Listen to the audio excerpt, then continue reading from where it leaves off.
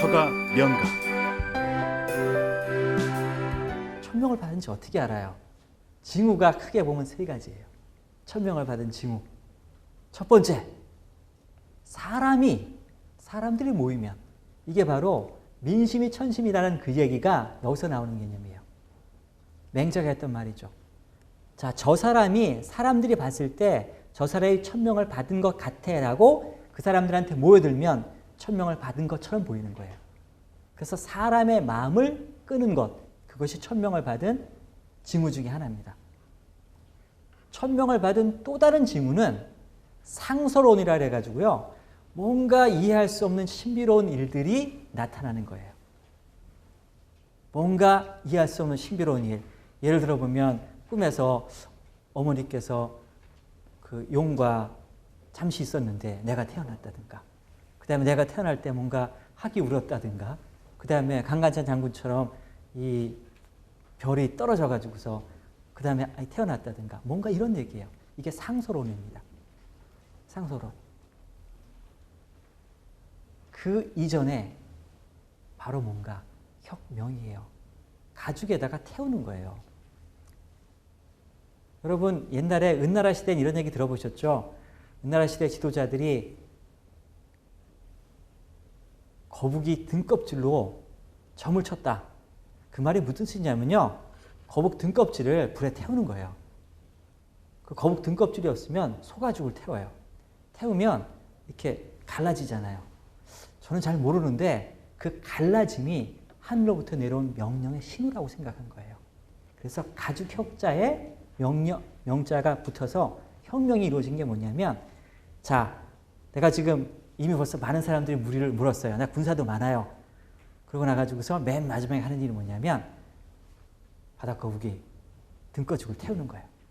등꺼죽이 나타나는 모습을 보면서 봤지. 이것이 내가 하늘로부터 명을 받은 신호야. 사람들한테 쭉 보여주는 거예요. 그러니까 맨 마지막 징후가 무력을 통해서 정권을 장악했던, 어떤 식으로 정권을 장악한 사람들이 맨 마지막에 행사하는 의례가 바다 거북이 혹은 소가죽 등껍질 태워가지고서, 잘 몰라요 저는. 이렇게 나면 내가 받았나? 저렇게 하면 내가 받았나? 모르지만 그 방식 때문에 그런 거예요. 그게 지금의 우리한테 혁명이라는 용어로 만들어진 거예요. 이게 중국 내에서는 이와 같이 천명 천자의 관계를 통해서 질서가 만들어졌는데, 중국과 다른 나라의 관계, 사실은 예전에 이랬거든요. 주나라가 전체 중국을 통일한 게 아니라 주나라가 있었고 그 주변에 제국이 있었거든요. 그거라 생각하시면 돼요. 그러니까 주나라가 이 중국에서 패자가 됐다는 뜻은 중국을 전체 통일하는 것이 아니라 주나라가 패권국이에요. 그다음에 주변 국가가 있어서 여기서 질서를 제공하는 사람이었다는 뜻이에요. 근데 이것이 나중에 보면 중국이 완전히 통일되고 나서부터는 중국과 다른 나라 사이의 관계에서 나타나는 거예요. 그래서 천명을 받은 중국 황제가 다른 나라, 주변에 있는 나라한테 네가 그 나라를 다스릴 수 있는 일종의 권위를 제공해 주는 거예요. 그걸 책봉이라고 말해요. 그러니까 책봉은 중국 천자로부터 네가 그 나라를 다스릴 수 있는 권위를 가지고 있다라고 인정받는 행위가 책봉인 거예요. 그러니까 책봉은 다른 게 아니라 이미 벌써 저기 지도자로 등장한 데 있는 사람이 있으면 그 사람한테 일종의 너는 그 나라를 다스려 라고 이제 편지 보내주는 방식이 책봉이에요. 그리고 조공은 다름이 아니라 그 주변에 있는 나라가, 중국 주변에 있는 나라가 중국 천자국, 바로 세계에서 질서를 제공하는 그 사람의 권위를 인정해서 내가 보내는 이 선물이에요. 그러니까 조공과 책봉이 이렇게 계속해서 연결되어 있었던 거죠. 사실은 한반도에 있었던 이 정치 단위체가 조공, 책봉 관계, 이 중국의 천하 질서에 편입되는 과정이 그렇게 쉽지는 않았습니다. 왜냐하면 우리는 한반도에 살고 있었던 사람들은 독자적 세계관을 가지고 있었기 때문에 이 중국의 천하 질서로 편입되는데 꽤 많은 시간이 걸려요. 조선시대쯤 돼야지만 완전히 거의 편입이 돼요. 그 전에는 지금 뭐 고구려와 중국이 있었던 수나라와 당나라의 싸움, 이거는 사실은 세계관의 싸움이거든요. 바로 천하 질서를 누가 만들어내는가와 관련된 싸움들이었었습니다. 자, 이제 다시 초반에 이 작약이라는 시를, 아름다운 시를 짓고 그 병자라는 과정에 이 힘든 그 비극을 겪었던 장유로 한번 돌아오도록 하겠습니다. 장유의 삶에서 이 비극은 어쩌면 피하기 힘든 비극이었습니다. 자, 이미 명청교체기에 여진족들이 부상을 해가지고서 후금이라고 하는 나라를 만들었습니다. 원래 후금을 건국했던 누르하치는 사실 명나라에 있던 이성양이라고 하는 군벌의 지방장관 정도였어요. 그러니까 여진족을 이끄는 장수 정도였는데 이 사람이 여진족 내부에 반란이 발생했습니다. 여진족 내부에 반란이 발생해서 이성양과 이 누르하치가 속한 이 부족이 그 반란을 일으킨 여진족을 공격하러 갔는데 그때 이제 비극이 발생을 해요. 왜냐하면 여진족 부족 사이에서는 서로 다 통혼이 됐기 때문에 그 누르하치의 친족이 지금 포위되어 있는 반란을 일으킨 그 여진족과 있었습니다. 그래서 이 누르하치의 부친이 그 사람들을 설득하기 위해서 성중에 들어가 있죠. 그래서 항복을 요구하는 사절로 이 누르하치의 아버지가 성중에 들어가 있는 상황 중에서 명나라 군대가 그 여진족, 반란을 일으킨 여진족을 공격을 해요. 그 과정에 자기 아버지가 죽습니다. 그러면서 과거 명나라와 같이 다른 여진족들을 억누르던 누르하치가 갑자기 명나라에 대해서 반란을 드는 그런 사람이 된 거예요. 그리고 이 누르하치가 엄청난 운도 좋았지만 지도자의 능력을 가지고 있었기 때문에 이 여진족 전체를 통일하고 드디어 이 누르하치가 자기를 후금이라고 이제 부르기 시작했죠. 군나라를 다시 부활시킨다. 그러면서 이제 후금이라는 이름을 붙였습니다. 이제부터 더 복잡한 일이 발생을 합니다. 후금이 청나라라고 이름을 바꾸면서 임금, 황제를 택하고 권원, 지금 칭제 권원이 뭐냐면 내가 황제다. 내가 천명을 받은 사람이다 라고 칭하는 게 지금 앞에 있는 황제와 관련된 일이에요. 뒤에는 건원은 황제가 등장을 하면 그때부터 새로운 시간의 시작이에요. 왜냐하면 그 이전 시기와 그 이후 시기가 다르기 때문에 새로운 시간 단위로 시작되는 겁니다. 이게 바로 연호를 만든 일입니다. 그래서 칭제 권원을 시작한 거예요. 칭제 권원을 할 수 있었던 이유는 다름이 아니라 그 당시에 이 청태종한테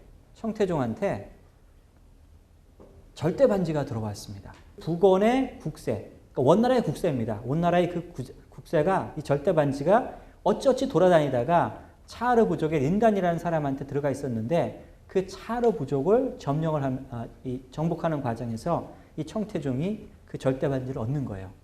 이 절대 반지를 얻고 나니까 사람들이 그 주변에서 말합니다. 당신이 천명을 받은 것 같아요. 반지도 들어왔잖아요. 옆에 있는 사람도 당신을 다 따르잖아요. 당신이 이제부터 황제임에 동시에 칸으로서 일어나야 됩니다. 라고 얘기를 하는 거예요. 자, 그러고 나니까 이제 어떻게 되냐면 청태종이 이렇게 말을 해요. 아직 후금 상황입니다. 이 사안은 정묘호란을 통해서 이미 형제 맹약을 맺었잖아요. 조선 왕한테 물어봐야 된다. 라고 물어봐요. 그래서 내가 칭제 권한을 하게 된다면, 내가 황제가 된다면 당연히 동생이 와가지고서 나를 축하해줘야지. 그래가지고서 조선한테 지금 칭제 권한 얘기를 하는 거예요. 내가 형으로서 내가 황제가 될 거야. 황제가 된다고 하는 것은 세상에 질서를 제공하는 사람이 된다는 뜻이에요. 이거는 조선한테는 갑자기 끔찍한 일이에요. 여태까지 조선은 뭐라고 생각했냐면 명나라를 천자국으로 생각하고 있었거든요. 그러니까 세상 질서가 명나라에서부터 만들어진다고 생각하는 사람인데 갑자기 청나라로부터 이 새로운 황제가 등장할 거야 라는 얘기를 들으니까 조선의 입장에서는 이걸 받아들일 수 없는 거예요. 근데 이때부터 이제 고민스러운 일이 발생을 해요. 지금 청나라는 칭제 권한을 한다. 이걸 받아들일까 받아들이지 않을까? 받아들이지 않기로 결정하는 거죠. 그러면 청나라가 쳐들어올 것 같은데 이거 어떻게 할까? 그래서 이 요구를 받아들여야 된다, 받아들이지 않아야 된다가 조선 내에서 계속되는 갈등을 가지게 되는 거죠. 그리고 결국 가서는 조선이 후금으로부터 요구를 받아들이지 않게 되니까 결국 가서는 병자론이 일어나게 되는 과정을 거칩니다. 근데 조선의 입장에서는 이거를 받아들일 수가 없어요. 논리상. 왜 논리상 받아들일 수 없냐면 그 당시에 조선의 집권 세력은 서인 세력은 다름이 아니라 인조 반정을 통해서 등장한 사람들이에요. 인조는 서인의 지지 기반이었습니다. 인조는 서인의 지지를 받고 왕이 된 사람이에요. 자, 그런데 그 서인들이 이 일을 인조 반정을 일으킬 때 이유가 있었던 거예요. 이유가. 그 이유는 다름이 아니라 광해 임금이 천리를 어겼는데 그 어긴 것 중에 대부분이 다 지금 후금과의 관계예요. 강훈욱 장군을 보냈는데 돕지 않고 항복하게 했다든가, 지금 명나라 군대를 돕지 않았든가, 천자국을 돕지 않았다든가. 그러니까 기본적으로 광해를 몰아낸 서인들이 왜 광해에 대해서 쿠데타를 감행하는가? 그 이유는 천하 질서를 만드는 천명을 받은 명나라를 제대로 섬기지 않았기 때문에 이와 같은 일이 발생했다는 거예요. 그와 같은 생각을 가지고 쿠데타를 일으킨 사람들이 어떻게 그렇게 쉽게 이 후금이 요구하는 걸 들어줄 수 있겠습니까? 이게 안 돼요. 우리가 국사 시간에는 이런 얘기는 좀 들어봤을 것 같아요. 근데 불쌍하게도 장류한테는 전 과정에 장류가 개입돼 있어요. 전 과정에. 장류는 김장생이라고 하는 사람으로부터 이 교육을 받았습니다. 김장생의 제자예요. 그 김장생의 제자들이 서인이라고 하는 파당을 만드는 사람들입니다. 그런 다음에 이 장류는 누구랑 결혼했냐면 서인의 가장 핵심적인 목소리를 내는 김상룡이라는 사람의 딸과 결혼을 해요. 그래서 공부를 서인의 학풍 밑에서 공부를 했고, 서인이라고 한 당파에서 중요한 영향력을 가지고 있는 김상룡의 사위로부터 시작을 하는 거예요. 그러니까 이 사람은 서인이라고 하는 당파에서 벗어날 수가 없는 사람이에요. 자, 이 사람이 이제부터 계속해가지고서 서인으로 성장을 할 수밖에 없는 일이 발생합니다. 광해 재임기에 바로 대북파와 소북파의 싸움이라는 게 있어요. 그러니까 대북파는 다름이 아니라 광해를 지지하는 사람, 소북파는 선조의 임금이 나중에 결혼을 해가지고서 영창대군이 태어났잖아요. 그죠? 그 관련된 그 영창대군을 지지했던 사람을 우리가 소북파라고 부릅니다. 소북파와 대북파가 싸우는 그 과정에 김직제의 옥이라고 하는 무고 사건이 있어요.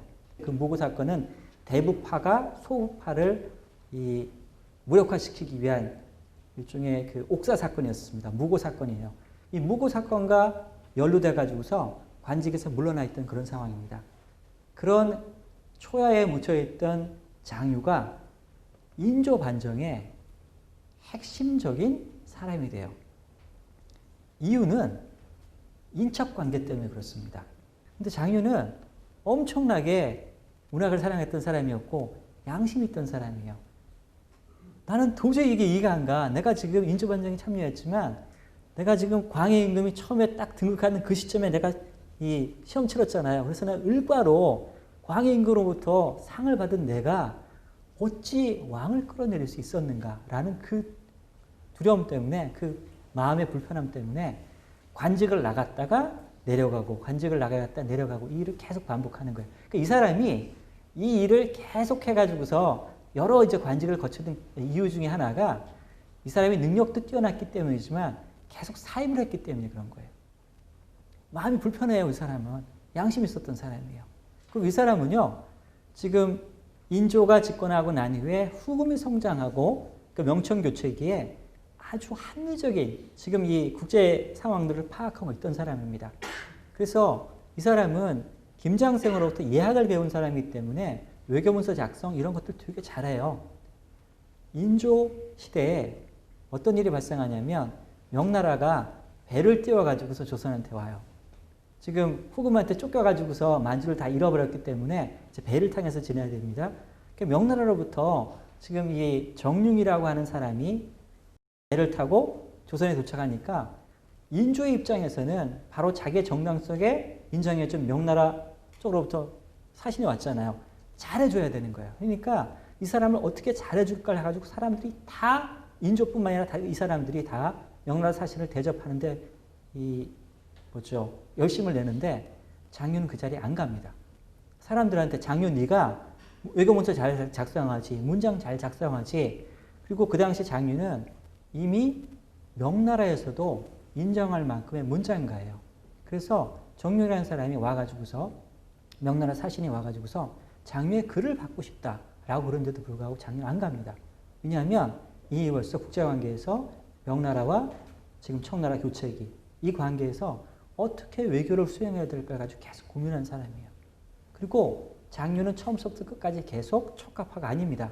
주합파예요. 되게 실용적 생각을 가지고 있던 사람이에요. 근데 전쟁이 발생한 거예요.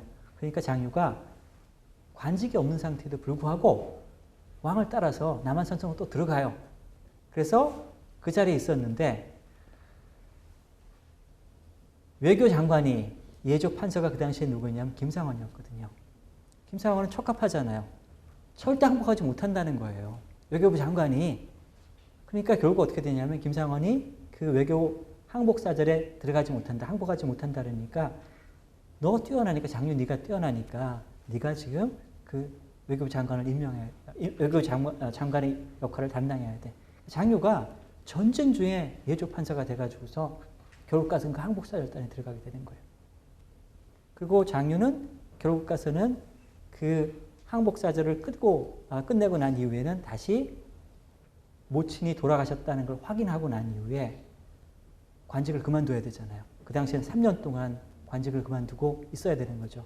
그래서 그 관직을 그만두고 3년간 모친상을 치르는 과정에서 자기의 아들과 며느리의 이혼 소송 그거를 지금 진행하고 있었던 거예요. 그러니까 자기 모친이 죽고 자기 아들과 며느리의 이혼 소송에서 이거 왕이 들어주지 않았던 그 실망감 그것을 통해서 장유는 죽어요. 그리고 그 다음에 장유가 죽고 난 다음에 장유의 부인에 의해서 두 번째 이혼 소송에서 결국 인조가 그 이혼을 허락하는 그런 일을 겪게 되는 거죠. 좀 정리하자면 이겁니다. 여러분 되게 쉽게 생각하는 것 같아요. 특히 한국에 있는 민족주의자들은 병자호란 당시에 왜 못했어? 정교란 당시에 왜 이렇게 못했어? 이렇게 쉽게 얘기를 해요. 그리고 한 개인의 삶에서 쉽게 공과 사회의 문제를 왜 이렇게 선택하지 못했을까? 그리고 그 대표적인 인물로 이제 장유를 들고 있는데 이거는 지금의 현재의 관점에서는 그렇게 쉽게 말할 수 있어요. 왜냐하면 우리는 새로운 정치관, 새로운 세계관을 가지고 있기 때문에 그래요. 우리는 기본적으로 민주라고 하는, 자유민주라고 하는 그 과정을 통해서 정치 질서가 만들어져야 된다고 하는 것을 우리는 알고 있는 사람들이잖아요. 우리는 그렇게 믿고 있는 사람이기 때문에 그것에 관련해가지고 우리가 가지고 있는 이 생각을 가지고 17세기에 있었던 일을 평가하면 무척 쉬워요. 하지만 17세기를 살아갔던 그 사람, 장유의 입장에서는 이 과정이 너무너무 큰 고통이었던 거예요. 정신적으로. 그러니까 이게 머리와 현실이 안 맞아 돌아갈 때 사람이 나타나는 현상은 뭐냐면 정신병이 되는 거예요. 장유는 51세밖에 못 살았거든요. 아마 그 정신적 고통이라고 하는 부분이 단순히 그냥 자기 어머니가 전쟁 중에 돌아가셨다. 자기 아들과 며느리가 이혼할 만큼의 그런 끔찍한 일을 겪었다. 그 문제를 넘어서 그 사람의 머릿속에 있었던 그 세계관의 그 갈등이라고 하는 부분은 이거는 쉽게 상상할 수가 없어요. 우리가. 그래서 우리가 과거를 봤을 때 여러분들이 현재의 관점에서 민족주의라든가 자유민주라는 그 생각의 관점에서 과거를 재단하는 일은 조금 조심하셔야 될 필요가 있습니다. 서가 명가